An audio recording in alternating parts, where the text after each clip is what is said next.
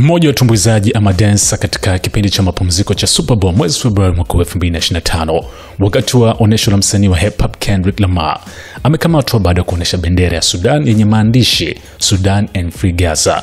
Polisi wa jimbo la Louisiana walithibitisha hilo siku ya Alhamis. Zokaran Kwame Montabu mwenye umri wa miaka 41 na mkazi wa New Orleans huko nchini Marekani alijisalimisha kwa mamlaka baada ya kukamatwa kutolewa.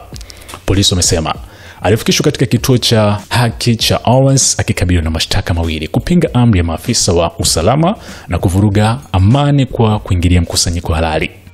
Kwa mujibu wa taarifa ya polisi, uchunguzi ulianzishwa mara baada ya mchezo wa Februari 9 katika uwanja wa Caesars Superdome ambapo ilibainika kuwa Nantambo alikiuka majukumu yake aliyopangiwa.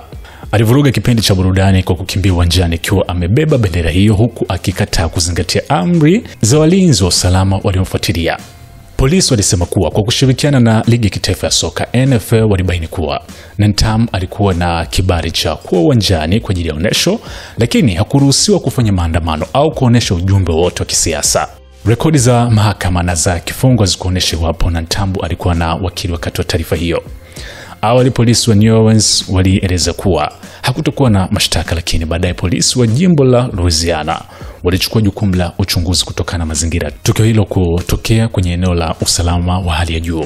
Awali polisi wa New Orleans walieleza kuwa hakutokuwa na mashtaka, lakini baadaye polisi wa jimbo la Louisiana walichukua jukumu la uchunguzi kutokana na mazingira tukio hilo kutokea kwenye eneo la usalama wa hali ya juu.